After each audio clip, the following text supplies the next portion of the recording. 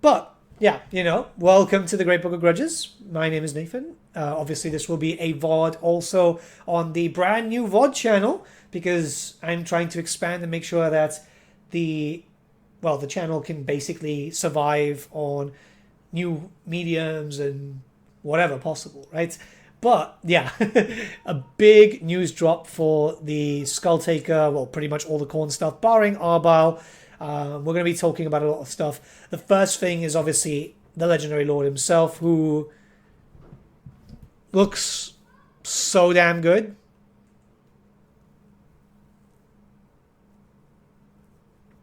But yeah, we've been talking on stream prior, so if you're missing out on the streams, twitch.tv/thegreatbookofgrudges, where someone's just mentioned that Egil Styrbjorn would be a good character for Khorne in Norska. Well, maybe if we get a Norska rework, it'd be nice. Honestly, it would be very, very nice.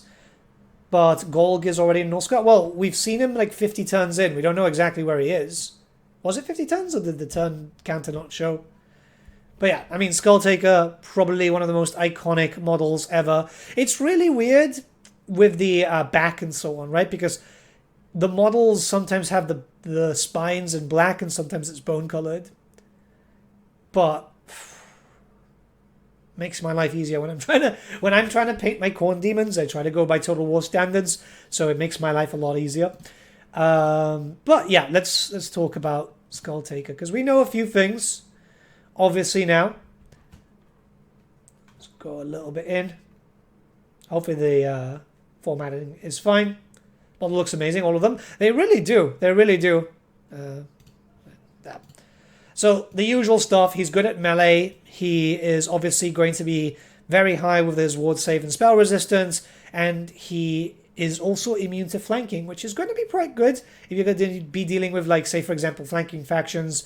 A lot of the AI, for some reason, right now in Total War, likes to favor flanking tactics, and I don't mean just, like, races that supposedly are supposed to do it. This is literally everyone. And we do have the faction mechanics looked at properly now. This gives me vibes for Queek's potential future head-taking mechanic. And I'm pretty sure I'm not the only person who thought this. But it looks genuinely quite good. You get 3 bonuses, and you just basically have to attack enemies to be able to get that.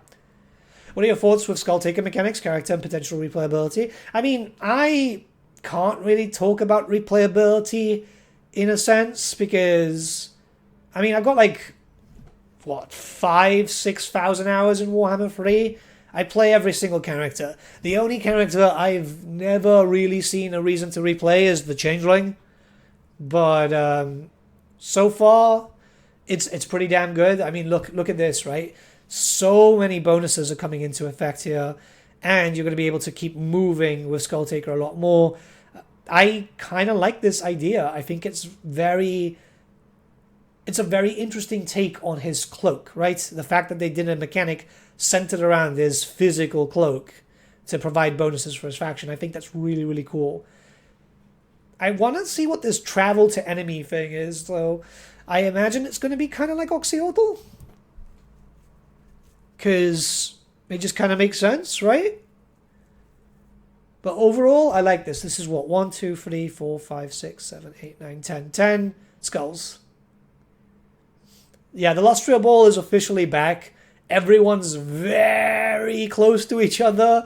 I'm not sure what what brought that on, but it does seem that our friends at Creative Assembly kind of missed the Lustria Ball memes. But yeah, I mean, we've got everything here. We know everything regarding this. I'm pretty happy. No confirmation, by the way, that he's mounted, but the actual key art for the DLC shows a Juggernaut behind him, so a very educated guess could say that he's mounted. So that's pretty good. Because melee lords, if they're small, human-sized, they kind of suffer a lot. And Juggernaut mounts are generally quite good, right? Scylla, again, really good. Nothing really... I mean, look at that model. That is so good. There's one thing that Creative Assembly does very, very well. And that is, like, creating monsters. Like, obviously, yes, these monsters have existed before. We've got models and stuff like that. But taking essentially a solid object and then giving it some life and animating it and so on, it's very difficult since nobody knows how they're supposed to move. But Creative Assembly have always done very well for monsters, very, very well. I want a cafe bowl featuring the Iron Dragon, Balthasar Gelt, ogres, lizardmen, and orcs. Eventually, I think we're just going to end up like that. If Creative Assembly keep throwing characters at us, every area is going to feel clusterfucked. But I feel like that's a good thing. I feel like that's actually a genuine good thing because, yeah, man, why not? All right, so I like his stuff. I mean, he's going to be a monster. He's going to rampage. We know this, but like, look at this, right? Kill for Khorne. So he does an explosion, throws enemies away. Pretty good. Serpentine Tail, AoE damage constant around him. So he's going to be like a Mortis engine. You know what would be funny if Clan Ishin could recruit the Ninja Ogre? That actually would be kind of cool. That actually would be kind of cool. Because most of those ogres are what's considered a dog of war, so they should be able to. See, I'll throw a message to a dev at CA and see if that could happen. I very much doubt it, but it would be kind of cool. The Brass Collar, again, usual stuff that we know. Magic resistance, ward save. And then Juggernaut, increases speed, glorious charge. I hope, right? Because it's very easy enough to see that Skarr is going to be very much boosting up the Skarr troops, right? That stuff, it's like a very educated guess, but you can expect that. I would love if this dude, Scylla, would boost up the Blood Beast. Give you another reason to use Blood Beast, right? Because not a lot of detail goes into Blood Beast, but it would be nice. Could you imagine a full monkey army being led by a Bloodthirster? I mean, that would be kind of funny, right? Maybe that's just me. But I know everyone's mostly excited for Skarr. And with good reason. I mean, yeah. it's so good. It's so good. This must have not been easy to try and bring to life. It's a very busy model on the tabletop. Very, very busy model on the tabletop. So I can imagine that a lot of people were like, oh my god, right? Still wanted Skarr's Legendary Lord, though. Skarr should definitely be a Legendary Lord, and I've said it in like a few videos, and I've probably got a few videos in the future that I'm going to say that too.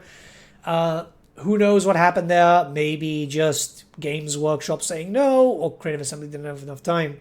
Do you know if all the cinematics will be in IE or not? Well, I'm assuming if there's any cinematics, it will be in IE, because these characters are not available in Realm of Chaos. Realm of Chaos is completely dead.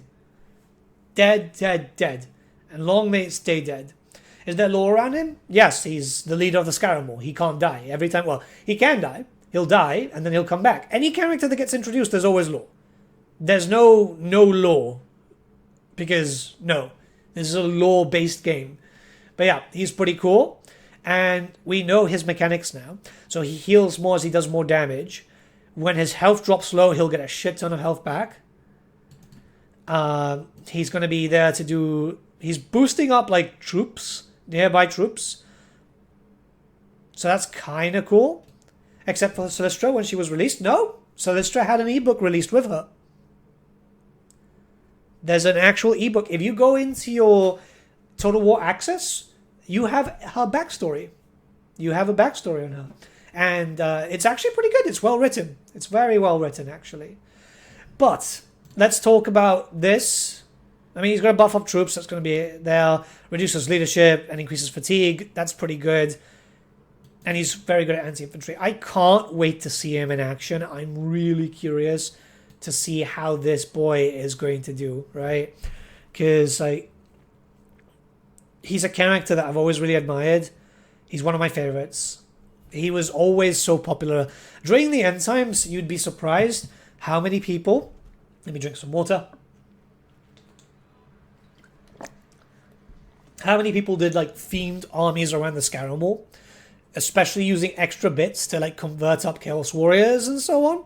So I'm really, really curious to see how popular he ends up being. I'm really thrown off by this. Have you done a little video on it? Not yet, not yet. There's going to be a few. Don't worry, there's a lot of videos coming. Bloodspeakers are... I mean, it threw me off, and it still throws me off. Because they were never a thing. They've got lore, right? It's like one sentence, but... There's something really curious about something that was made up. I wonder if that's like a plan for Games Workshop down the line. I'd love that, to be honest.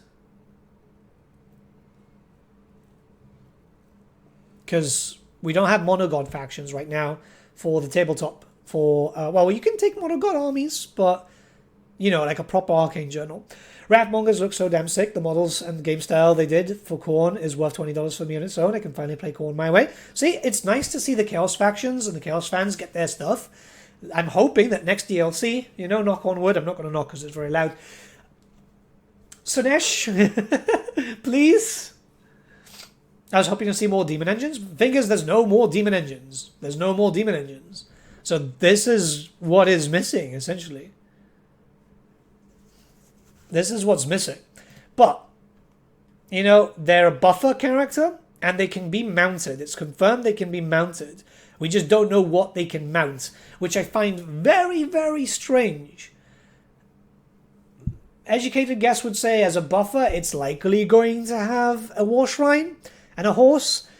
I hope they can also ride juggernauts too, because I really, really like juggernauts. God-touched mounts are really, really good. And you've been seeing that a lot lately with, like, say, for example, Nurgle. You've been using a lot of rot beasts, haven't you? I would love to see this happen here too.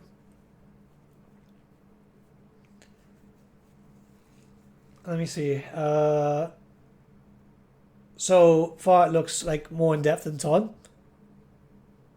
More in depth than Todd. I wouldn't say more in depth. I think Thrones of Decay got a lot more unique stuff in a sense. I don't know. It's very hard to say because there's so much that's been added. This is the big surprise though. But like, let's go back to the Bloodspeaker. Buffer characters are likely going to work exactly like a warrior, priest, archdirector, and so on. So that's good. Khorne needs some form of magic, even though he can't legally take magic. Well, not legally, but lore-wise take magic. This... Oh my god, that's so good.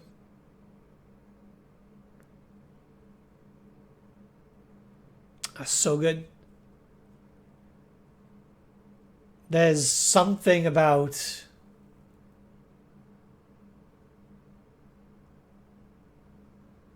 complete redesign, right? Obviously, if you played like Warhammer Fantasy Roleplay, or if you played the MMO Age of Reckoning, you would already know what a Blood Beast is, but it was more like a tanky type of thing. Some of the stuff has been kept, but it has been redesigned to be kind of more like a Rat Ogre. It's going to be using a lot of the same animations as Scylla, for sure. But it is... Definitely. This is like a unique take on something new, right? Well, a unique take on something old, a redesign, and this type of stuff is always really exciting to me. Don't spoil it. I mean, they're in the artwork, but you know what I mean. So yeah, as long as these are faster than the general spawn,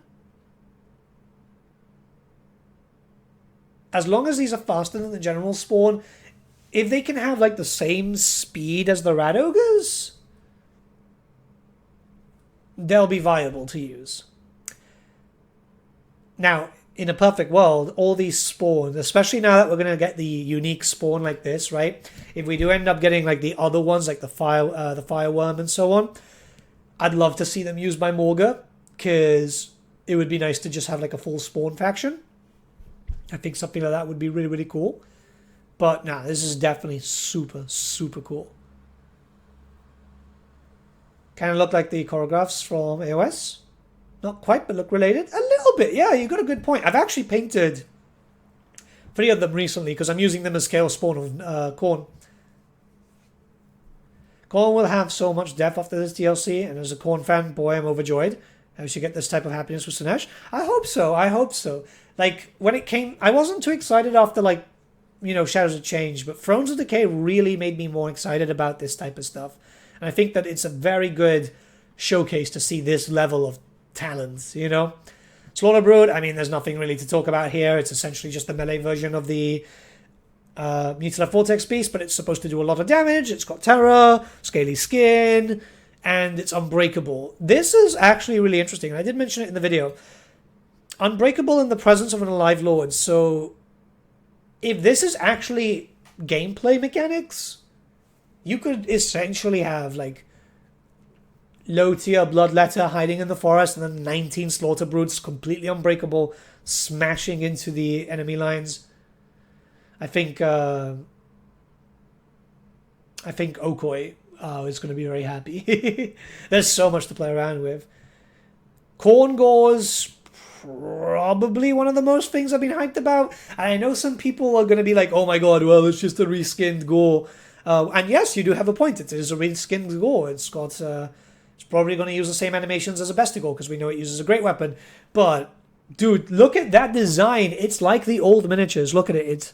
It's beautiful. Absolutely beautiful. Do you think Skulltaker is going to be the new one-man army? Possibly, but we're going to have to wait and see his proper skills. His faction mechanics look like he's going to be very much centered with Bloodletters on foot.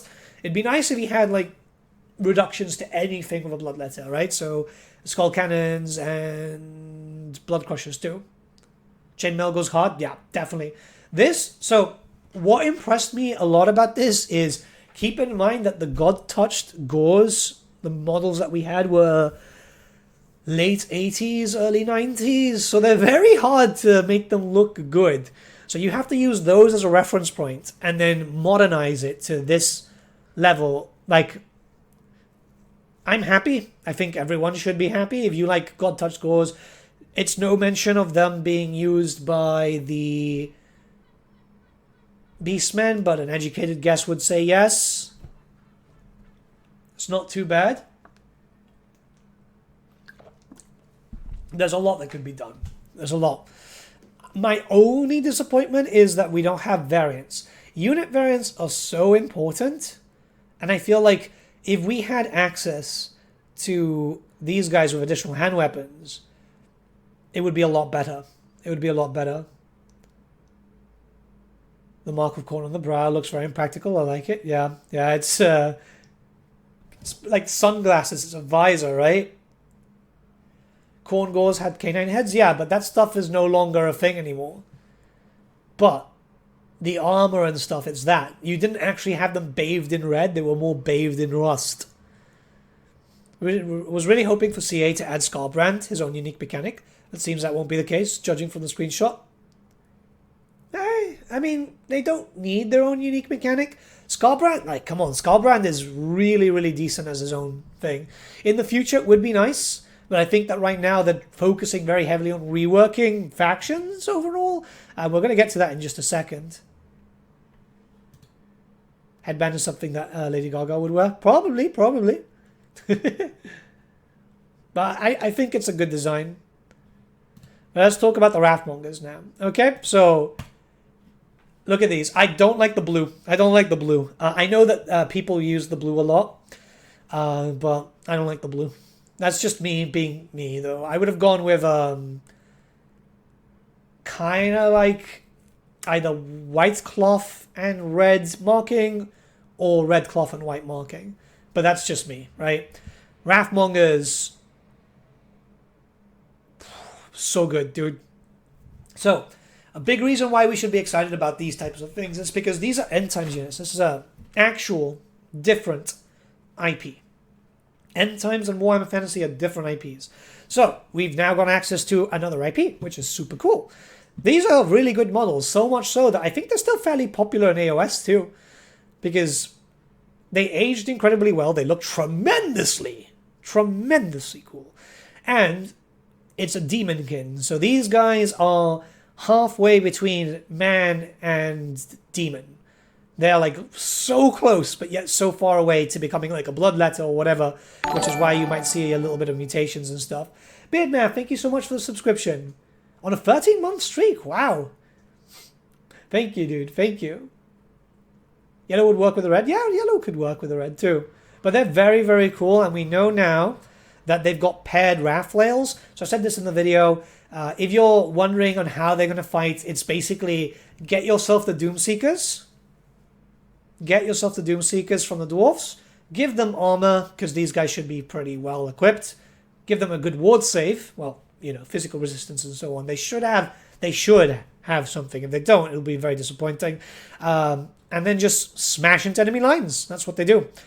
I think we will see the fireworm, you mean? Yeah, I think we will. There's a chance that we will see a second Tzeentch DLC at this point. So maybe Tzeentch ends up with 4 characters, actually.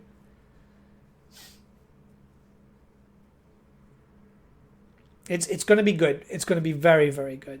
Skullreapers coming in. These guys are, once again, heavily mutated. I'm very curious about one thing that CA mentions in this blog, though. It's like, oh yeah, you know, they on par to Chaos Warriors, right?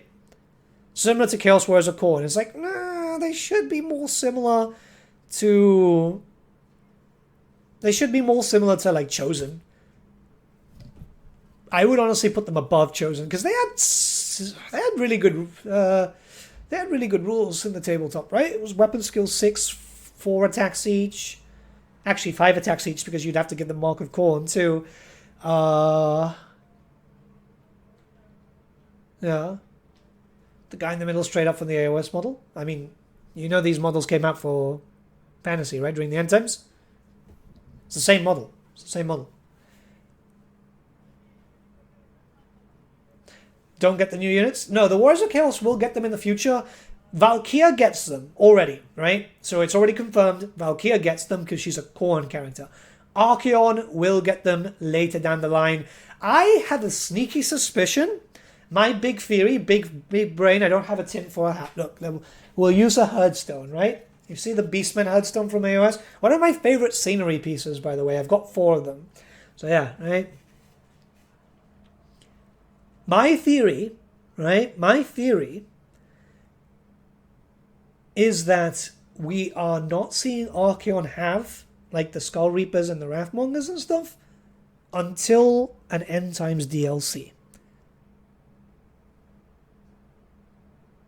And when we get the End Times DLC, Archaon's roster will go from, like, 100-something units that he's already got access to, right, because of all the different marked warriors and so on, to, like, 150. Because, you know, Wrathmongers, Skullreapers, Putrid Blight Kings, the Magoth Riders, because I had imagined them being turned into units, actually. I really do imagine them being turned into units. Boop Snakes, this, that, and the other. Like, all the special marked units. That's my theory. That's my theory. I thought they would be about the same as Chosen. The Wrath Boys would be like aspiring champions. Yeah, that's how I would see it, because it's just weird that they've gone, okay, yeah, Chaos Warriors of Khorne, because their stats are really much better than Chaos Warriors of Khorne on the tabletop. Very, very much better. Very much better. But, yeah, okay, so this, I like this. I like that they came in with the explanation, right? So Skarbrand, Skulltaker, Arval, Valkyria, and the Demon Prince, only when you align, get access to Skullreapers, Skarr, and Wrathmongers, which is nice because I like the idea of playing Valkyria again. I really want to play as Valkyria again. So there's a bunch that I've got planned for the streams that we're going to be doing, right? And I think Valkyria would be very good to do as a stream at one point, maybe post-release, because we do have like Arval, Skulltaker, and everything else. But I'd love to see her with these new units, you know? So it would be good to see. And then Skarbrand, Skulltaker, Arval, Valkyria have access to the Bloodspeaker, but not the Demon Prince. Makes sense? Makes sense. Archaon doesn't have anything yet. I have asked CA about Cloak. I've sent them a message. I haven't got a response about that yet too. But I do feel like Kolek, being an undivided character, should have access to it. I feel like it'll be better for everyone if any undivided characters end up having all the toys.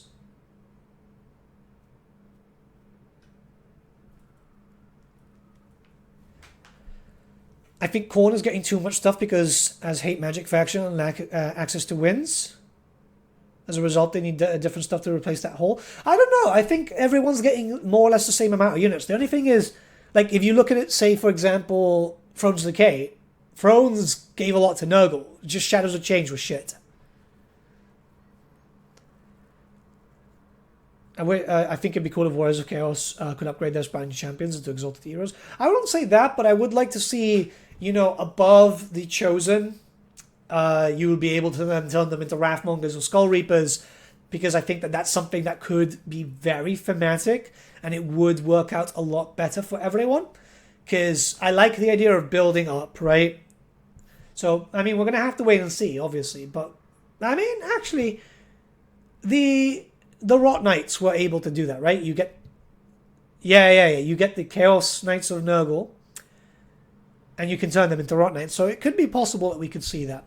Now, I think what we do have to talk about is the Legacy updates, because I wasn't expecting a rework for Khorne, because I said it in a previous video. I was like, oh yeah, you know, Khorne's fine. When you compare the rework that happened to Nurgle, Nurgle really needed it. Khorne, I've played Skarbrand so many fucking times, and I've been like, yeah, this is really fun. I love it. This is great. No mistakes, no problems type of thing, right? And then they didn't tell us until they gave us the blog. Like, they just gave us the blog, and I went, yeah, oh my god, there's a change. Obviously, we knew about the Skull Throne change, right? But look at this, right? Like, we're going to go over each section now. But that's pretty damn good, man.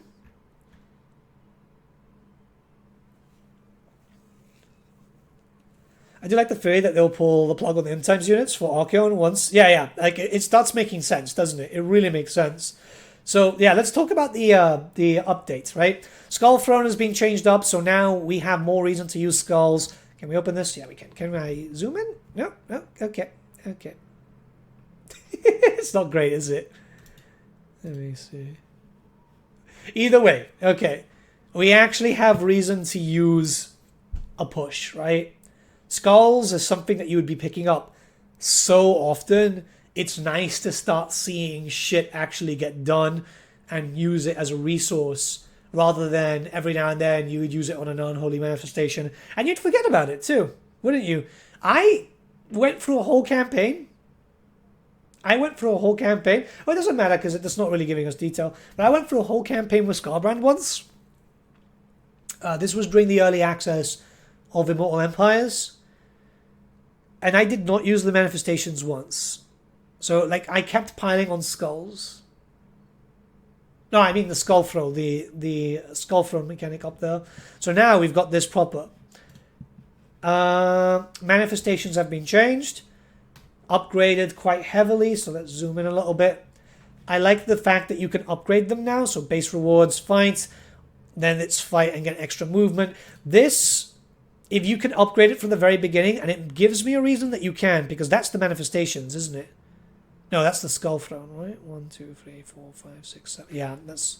Okay, so you're not going to be able to do it from the beginning, but if you remember, when you're playing as Skarbrand, in most cases, you're just going to be right off from a settlement, even if you've reclaimed movement.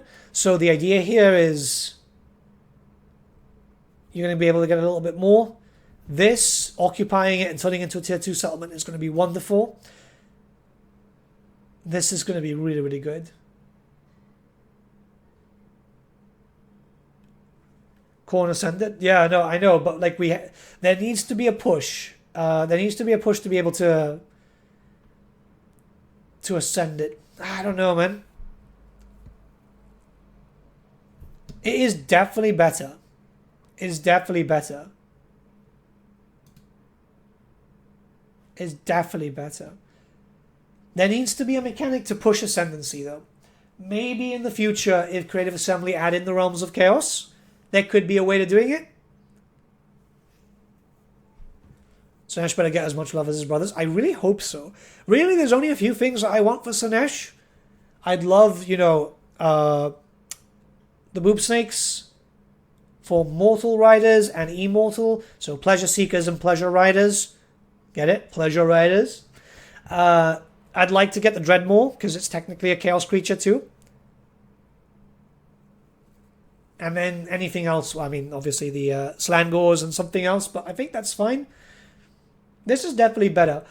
I am curious to see this, right? Economy upkeep is going to be easier to manage because stuff is going to be turned cheaper. I need to try it out myself. We're going to be getting gameplay from Creative Assembly tomorrow, so that's going to be kind of exciting. Because I want to see how... I hope they're going onto units and showing their upkeep, because I want to see how cheap things have gotten. Because one of the biggest issues that Khorne has is you have no reason to go into the higher units because they were just too expensive. Do they still disintegrate after turns? I am assuming that the Blood Host will still disintegrate. Technically, the Daemonic Reforging is a Slaanesh buff. The Reforging and stuff is going to be quite interesting to see. I'm looking forward to see how things go here. Because everything does sound genuinely quite good.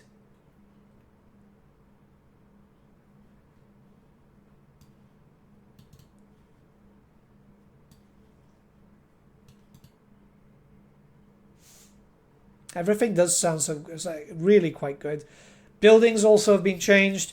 You're going to get less money, but you're going to get resource effects. So I'm really hoping that the resource effects are going to be substantial. I think it's the Empire. Well, no, the Warriors of Chaos have some building effects, for example. So if you go on like the normal Warriors of Chaos or the Monogod style ones, there are certain effects buildings that you can get that reduce your construction costs by like 5% faction-wide, well, 1% faction-wide, I think it was, or certain units faction-wide, and that stuff is really, really important. They mentioned the Realm of Chaos on Steam. No, but the Realm of Chaos is like the main page is literally the game. I'm always a bit miffed that demons die. The characters, I mean. They should be auto-immortal. I still think that if you ascend the character, so they should move ascendancy. Ascendancy right now is what, level 15, right? If you ascend the character, then it should be made immortal. Because I hate the idea. So maybe move ascendancy up to like 25. Because it's frustrating where you've worked your ass off for a bloodletter character to turn into a bloodthirster and then he dies. Which is like, yeah. But yeah, no Realm of Chaos for this. Realm of Chaos is dead. I imagine that you'll still be able to correct the units with the other characters already there, but no Realm of Chaos, no Realm of Chaos. Are the building changes only for Khorne or all monogods? I think it's just... No, it's just for Khorne. It's just for Khorne. No, my cat wants attention. Come here. 1 second. Cat reveal. Look at the cat reveal. See? Likes the attention. Brimstone horrors? I don't like the idea of brimstones. It could happen, though. But yeah, no, that needs to be done. It needs to be done. Dying before it's level 20? Yeah, like there's an issue there. I've complained about it to devs, but I might send another message in the future. Because it does... Like, it's not much of a problem if you've been playing this game a lot and you know how to, like, keep yourself alive. But newer players will suffer from it. Because essentially it's get immortal, lose immortal, gain immortal again, if you're lucky.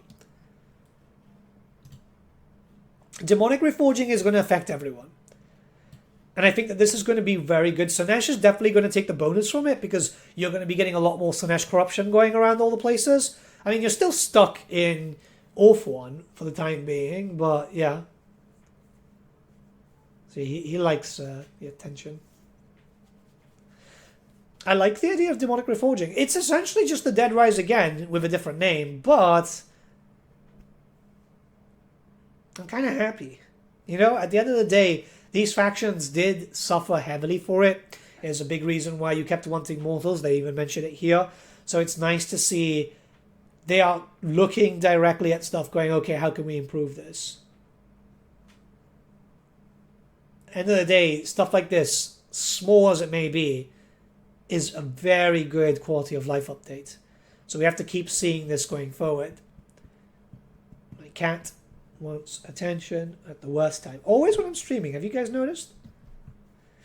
Tech tree being changed. Dude, I think I think CA spent so much time on that new technology to be able to split up tech trees, and it's probably been one of the best things that whatever dev did this, because it's going to make things so much cleaner and better for you, right? I love the idea of multiple tech trees. The more we're seeing this, the better it goes for everyone. So I'm happy.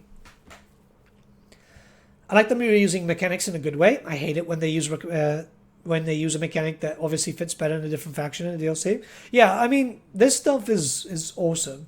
If it looks cheap, it's cheap. If it looks like this is great. And this is awesome. This section is focused around you unlock stuff as you get into combat, which I think is going to be quite good. It's going to give you incentive to move around, that's for sure. And then this one's your generic, which is going to be split up. So you can see Juggernaut, Giant Slayer. So that's going to be Demons. There's the Chaos Warriors there too. I think there's a Skarr over there. There's the Warhounds. There's quite a few. There's quite a few. As long as it's nicely opened up and in different sections, because we can see there's a bit more there. That's not too bad. That's not too bad. This is going to be amazing. Not only for Khorne, but for the freaking Beastmen too. Reoccupation immunity. Dude, that's so good. It's just going to be better. It's just going to be better. Essentially, you destroy a settlement and you have to wait a few turns before you can actually go back in. But this is going to be really good if you play Khorne by being really aggressive. So you're just destroying factions, pushing your way through, but you're building up those buildings that allow for the spread to go through. This is going to be the best thing for you. I hope they've increased the amount of cash that you get from raising, though. I would be down for CA to use all their resources to create DLCs faster for Warhammer and only make games after Warhammer's complete. No, I get what you mean. Keep in mind, Sophia is now in charge. Well, not in charge, but like they're doing with the Khorne stuff, right? So I could imagine quite a lot coming in. I could imagine DLCs go faster, but they need to start making other games too. DLCs do not value the money that they normally make from game releases. I would say that the best thing that they could do is one game every 2 years, though, rather than every year, because it's clear that that's where the mistakes started coming in. This, I'm really, really excited about. This, I'm really, really, really excited about. Hopefully, free DLCs in 2025. Free DLCs a year would be lovely. I wouldn't be so opposed to 2 a year. But yeah, free a year would be great. One every 4 months would be fantastic for content creators, for the gameplay experience, and generally for players too. But it's just a matter of time. It's just a matter of time. Where the Glockin? We'll get another Nurgle DLC in the future. Don't you worry about that. That's like it's going to happen. Now that we know that we've got this, they've got so much potential with Nurgle that I very, very much doubt that we're not going to get another Nurgle DLC. Teams. I'd love if they consolidated the teams into 3 to 2 teams for DLCs working in parallel. No, that's what they've been doing. That's actually what they've been doing. The problem is that obviously keep in mind that Creative Assembly have ended up with a lot of layoffs. Will we get another Kislev DLC? We don't know. Kislev isn't a playable faction in the old world at the moment, so nobody's seen their book. Whereas,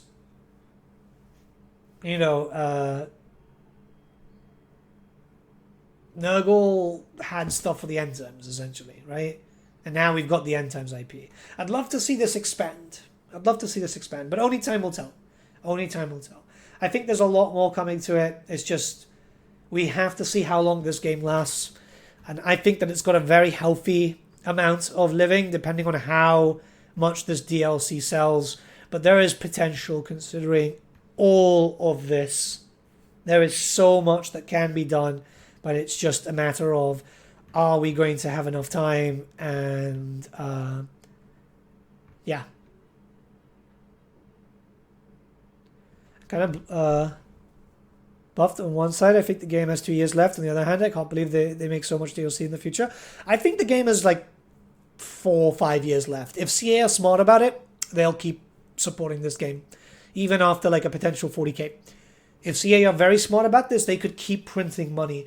If this DLC sells as much as Thrones of Decay did, I imagine this game would get like a lifespan increase, like a really big one,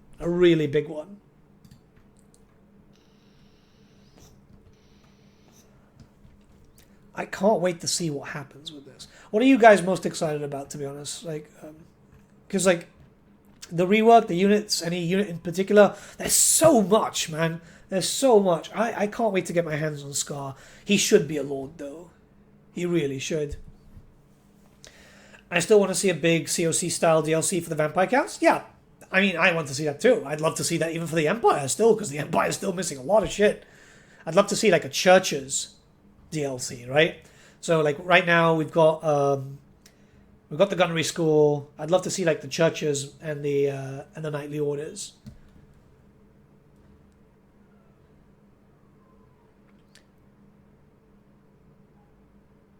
That DLC had Empire and Derby though. But figures the dwarfs were never that popular. The Empire, yes. I still think that this one could be quite popular. It's a very interesting thing here because obviously it's an order faction, a neutral faction, and a destruction faction, right? It's a very weird pairing. But I could imagine that we could see quite a heavy push for like loads of different things. Can't say as much as Todd had Empire in it. I could think that it could do well. Like the Khorne rework already has me very excited.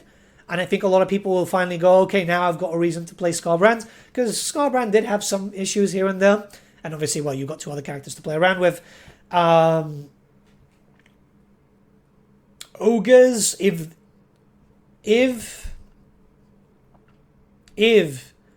Rich isn't like overhyping from that previous dev video that they did where he said it's an ogre haul, you know, it's a big one. If it's a big change to the ogres, they're going to be good. But I think it needs to be big reworks. Big reworks.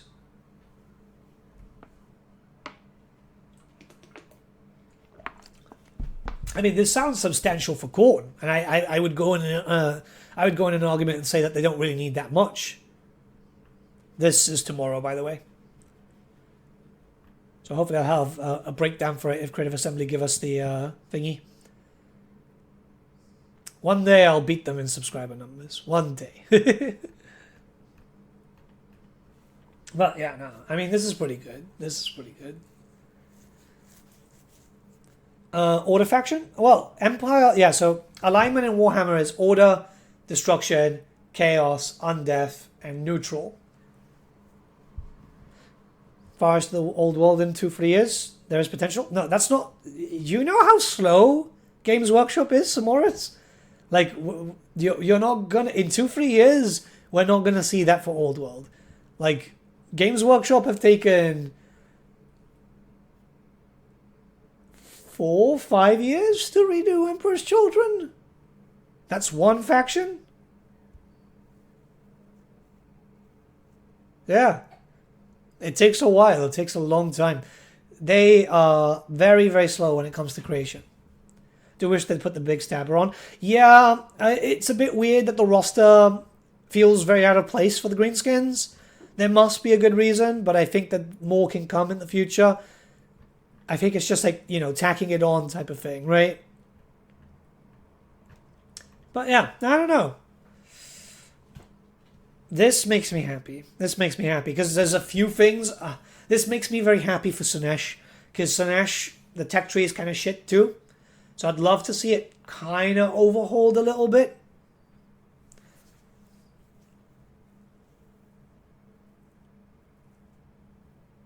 Don't feel like the Carabas. Oh yeah, the Carabas was a free unit, wasn't it? It was the Carabas, the Bone Giant, but the Bone Giant was tacked on to the DLC, which I wouldn't be opposed to that. Actually, I was talking to a friend a while back, actually. I think it was maybe yesterday or the day before. I'd like to hear you guys' opinion. What if they went back to some other DLCs at one point and added like a unit attached to that DLC where it makes sense? So kind of like what happened to the Bone Giants. Do you think that would be like okay? Most of us own all the DLCs anyway, you know? But like going back and going like, okay, yeah, let's add in this new unit to this DLC. Because it makes sense for them to have it there, right? Because it's themed to that. It's a very basic thing. Very basic thing. Don't think they'll be slow, since they need something for 2nd edition. And legacy races alone won't do. Yeah, but keep in mind that that's not how it works, Samores. It's always one new race per edition. So my theory is Cathay 1st edition, Kislev 2nd, and each edition is every 3 years.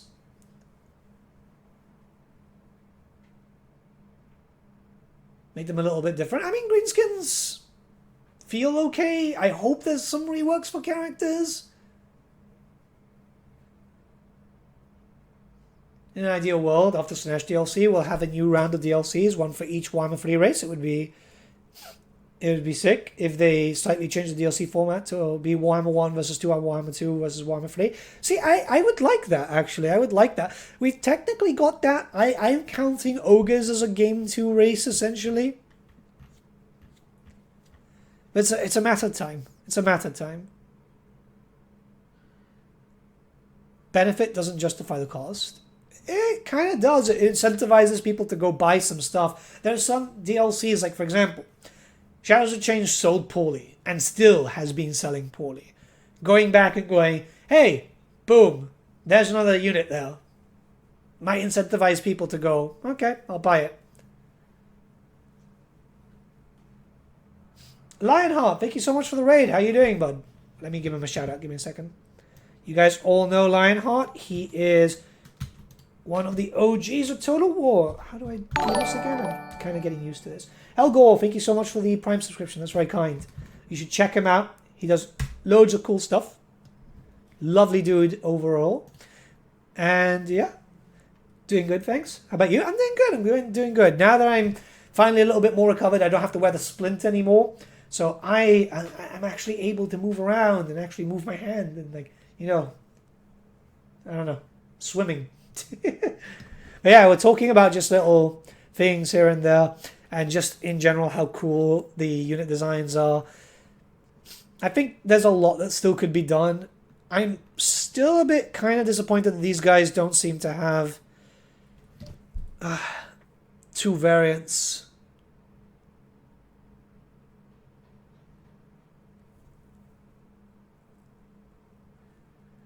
Because I feel like some factions have been missing out on variants and so on, which is a bit disappointing. Like, there's no mention. It's just like 5 units. It doesn't mention if there's 2. And usually they're kind of big about it. Same thing as like, it's really oddly worded where it's like, oh yeah, you know, these guys can mount, but no mention of the mounts. Strange. I'm hyped for Khorne and greenskins, to be honest. Ogres aren't getting me excited yet. Yeah, ogres are going to be a weird thing for people, right? Weird thing for people. Until like some information actually comes out, I'm not even hyped about ogres at this point until we find out more, I guess. But yeah, we'll have to wait and see. We have only 4 races left in the first wave, with Cafe ending it, 1st edition, but if they go for Legacy 1 race in 3rd edition, only thing that will be left for them is to make new races. It's still not how it works, Samores. Dude, I've been in the hobby 28 years. You can't expect rapid fire for new races. It's still one every new one every edition. It's always been that. For every other setting, they're not going to change the rules for Old World when they don't do that for like 40k. Dogs of War is left? I mean, yeah, Dogs of War DLC, or do you mean Dogs of War for Old World? I like ogres as a concept. Hopefully their roster will feel more fleshed out after this. Here's the funny thing, right? Ogres in the tabletop, right? So in 8th edition, they were considered one of the best purely because of destruction powers, right? Like, they are freaking good. You've got massive table control, pretty decent skirmishers. Overall, pretty good. The problem here is the design philosophy for the ogres for Warhammer 3 was very much the Warhammer 2 philosophy. So they fell behind very quickly. They fell behind on launch, essentially. But I feel like they can get reworked quite heavily as time progresses. Well, obviously, we've got a apparent rework coming up for I was about to say Thrones of Decay, Omens of Destruction. So we just have to wait and see, because Rich kept saying it's an ogre haul, right? So we have to keep that in mind. He is pushing it, so it must be big. It must be big. DLC for Dogs of War, I think it'll happen. Like, keep reminding yourself. There was a leak, right? For Borgio the Besieger and Lucrezia. So it's that, right?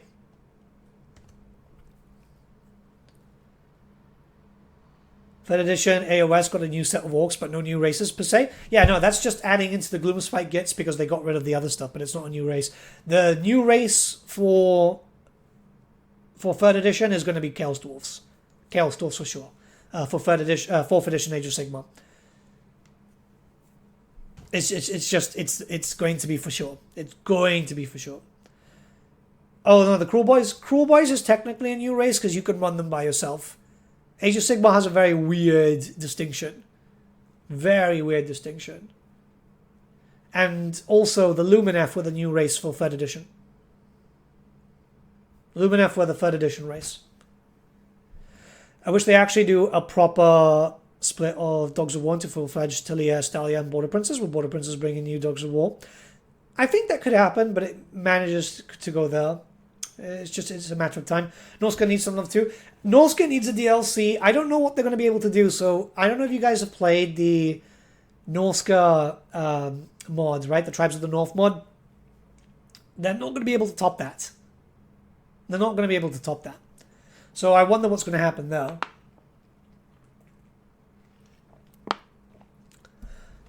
How did I survive the end times? God knows. I don't read Age of Sigmar lore. I tried and it gave me a headache. Dogs of War isn't needed as much as Kislev and Norsca update. Well, this is the thing, right? This is the thing. Race packs sell. Race packs make a lot of money. A lot of money. Right, the cat wants attention again. Here you go, cat reveal. What's the matter? He's just woken up from his little nap and now he's just like, what's going on, man? Alright, there we go. But, yeah, I don't know. Race packs sell. I'm actually really surprised that they haven't done, like, mini race packs. Because I feel like they could make a lot of money with that, with less effort than this, right? Thrones of Decay was high effort.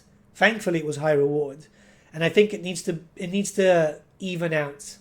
So if we talk about this very quickly, I don't have too much time because I have a few things I need to do. But let me just get the Steam charts for Warhammer 3.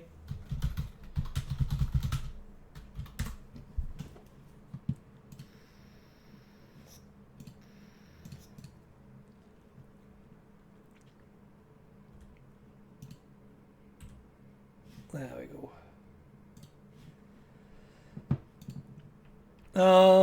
It's pretty good player numbers, actually, still.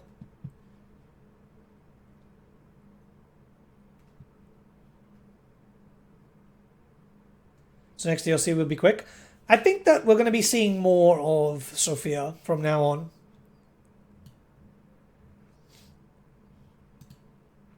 Me and my friends play Heresy. I'm rolling now. Just started to play in Age of Sigmar. What faction are you playing in Age of Sigmar? Heresy is cool at the moment. I speak to a few content creators that do Heresy, and they are very keen. But yeah, I mean, look, the peak for Thrones was 71k. Actually, I think it was a bit higher. I think it did just... Yeah, 74k. I don't imagine it's going to beat Thrones. But if we can get big DLC peaks like this... This was the Chaos Dwarfs, right?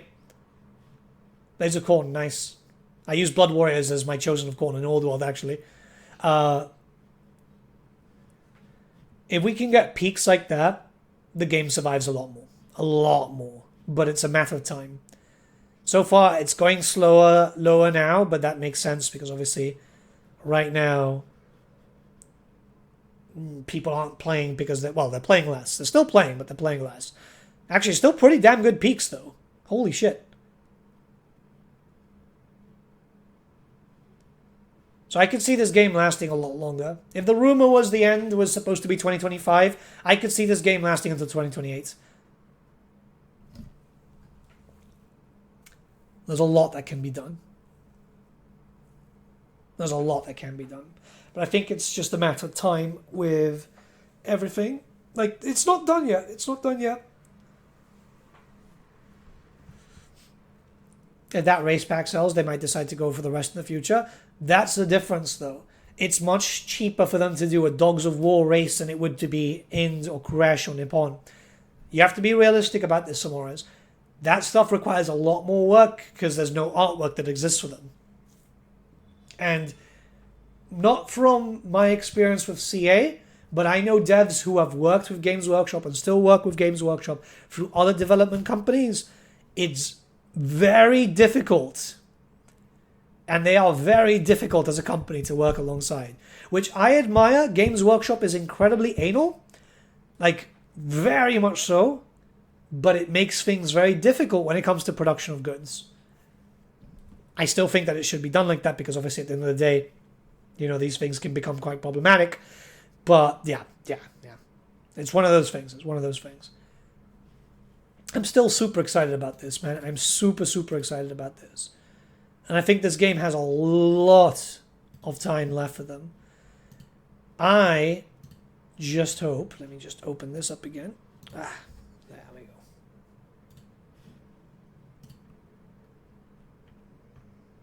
I just hope that they take into consideration... I think it's probably just me at this point screaming into the void about Skarr.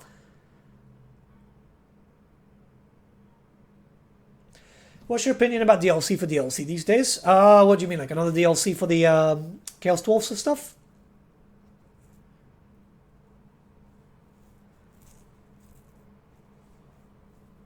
Well, we are having DLC for DLC now. I think it's... this DLC. Omens of Destruction is DLC for DLC because it benefits the Ogre Kingdoms. As long as it's handled well, and what we can do is we can check that. Like when my embargoes drop and I've got access and so on, and we can go onto campaign, I can turn off the normal Ogre Kingdoms DLC, and we can see what exactly Golg will get access to.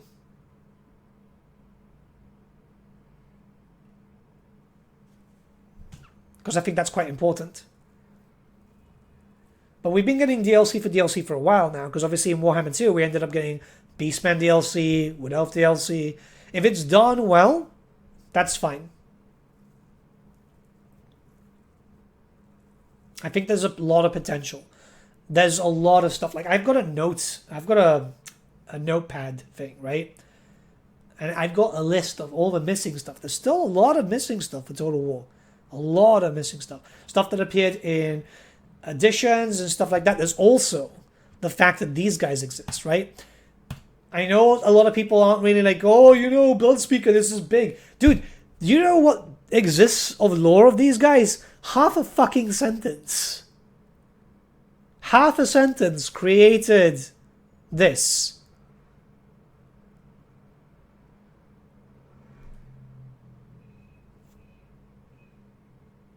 Skaven isn't DLC? No, Skaven aren't DLC. They've been getting a lot of DLC, but they were a base game race. So there's a lot of potential for them to go back into like random obscure lore bits and go, hey, look, there's a half a sentence about a dude who does this, this, and this. Let's do that. I mean, this is exciting to me. Just the general usage of end time stuff is very, very exciting to me. What was the sentence? It was something pretty crap. Like, they exist in the lore just to whip the wrathmongers and skullreapers into, well, the Skarr in general, into a frenzy. There's literally, like, that's the only lore. It's like, oh yeah, they're demigods, and they're there to make the Skarr fight harder. That's it. Has it been revealed whether new legendary lords start yet? It has been revealed for, and we'll actually showcase this because this is stuff that's public knowledge now. But, pop.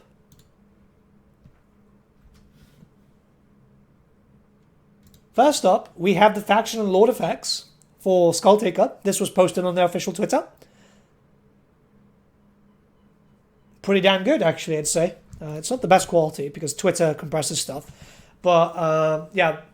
Blooded Wanderers. He starts in Lustria, by the way. Just in case you don't know this. And, yeah, faction effects are pretty damn good.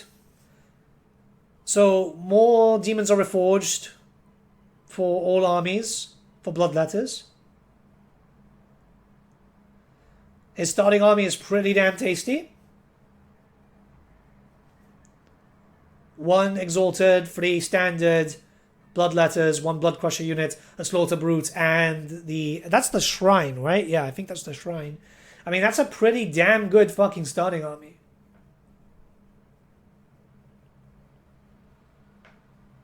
I think that's pretty tasty.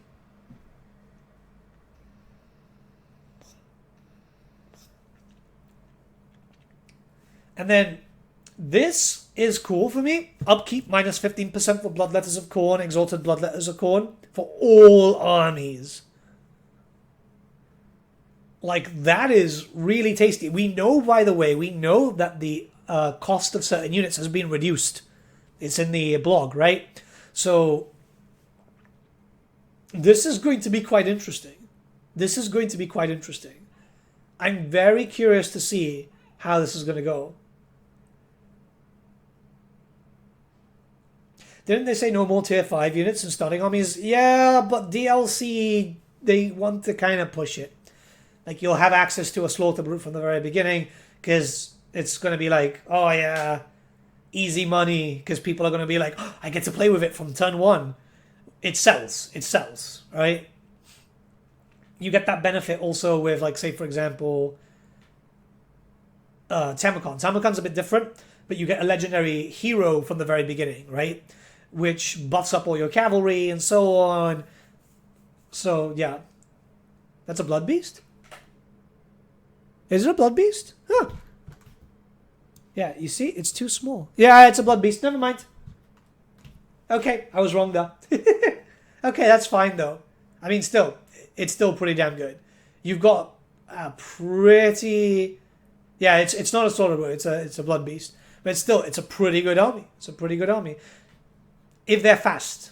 I've said this actually earlier in the stream. If they're fast, that's going to be really, really good. How the Cloak of Skull works? Will you obtain a buff after killing a lord? No, when you kill lords, you end up getting currency, which then you can spend on the Cloak of Skulls. If we're not going to get all the remaining legacy races during 2nd edition. Like, I am 100% sure of that. Believe me. It's not going to be like that. It's not going to be that quick. So, whereas I know Games Workshop better than most. Believe me. My predictions for Old World have been like 99% correct from the beginning.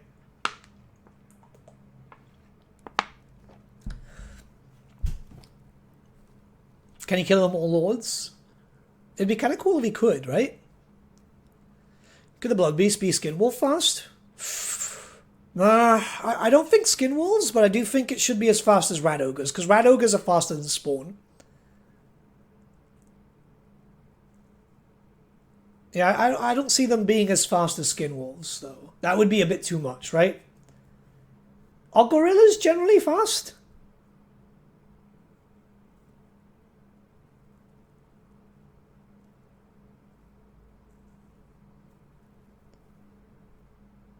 Are there any factions in Old World that aren't in Total War? No, they're compatible. They're compatible. How many races do you think that will get added in 2nd edition? Kislev and like 2 free legacy races. 3 at most. At most.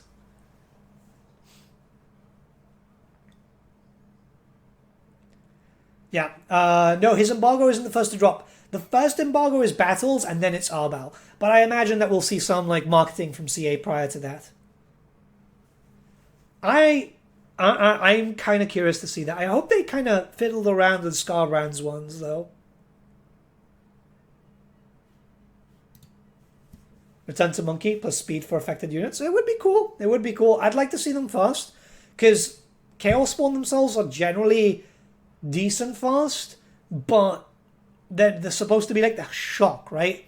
So we got shock heavy. And then these could be like shock still heavy, but not as heavy. Shock flanker, I guess, more than anything. Because I don't use Chaos Spawn as a flanking unit. So yeah. Skulltaker Horde faction? We don't know. I doubt it. I think they've been slowly removing Horde factions, though.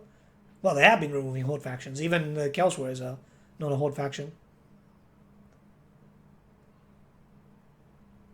I've heard people talk about Grand Cafe coming out in 1st edition. I expect them to come out in 1st edition. I've been saying that for like a year.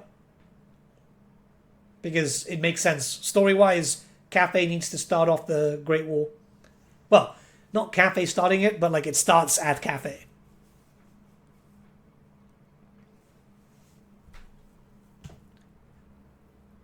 Saving for the 12th? No worries. Well, you know this in the link below, right? When the page goes live.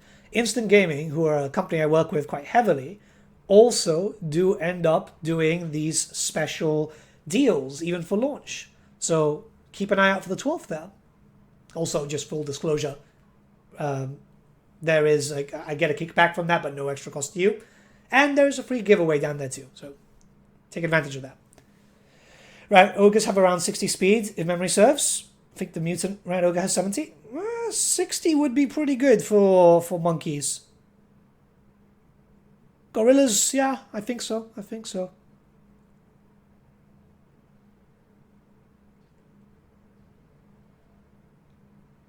What races do you think they'll get in 2nd edition besides Vampire Counts and Skaven? Skaven aren't coming in 2nd edition. They're not relevant to the story. I'm thinking it would be ogres, Vampire Counts, and Dark Elves. Yeah, not pre-ordering. There's no pre-orders. You can't pre-order. You can't pre-order. This is a great thing about these packs. There is no pre-orders allowed. Where'd you find this? This was posted on the Twitter.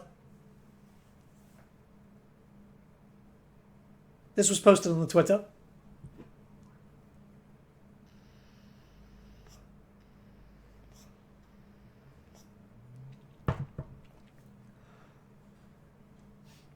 But yeah, we're going to have to wait and see. I don't know. But I'm going to have to let you guys go. Because I have a lot of work to do, unfortunately. A lot of work to do. But yeah, guys, I'll see you all again very soon. I've got lore videos coming up soon. We've got loads of different locations. It was posted there in Great Book of Grudges Discord faster than CA's. I have alerts for every time that CA posts. I've got alerts for when CA posts on their own like socials. Any predictions about the next DLC? Dark Elves and Slaanesh. Dark Elves, High Elves, and Slaanesh. That's my prediction. But we'll talk about predictions before that. Are Skaven active lore-wise in Old World? Not just yet. They're kind of rebuilding. But I'll see you guys very soon. I do apologize, guys. I do want to do larger streams. Don't you worry that when we start doing the embargo stuff, there's going to be loads of like 12-hour plus streams. So don't you worry about that, okay? So I'll see you guys very, very soon. Have a lovely day. I've got a lot to do. I promise it's going to be worth it. See you guys. Have a good one. Oh, there it is.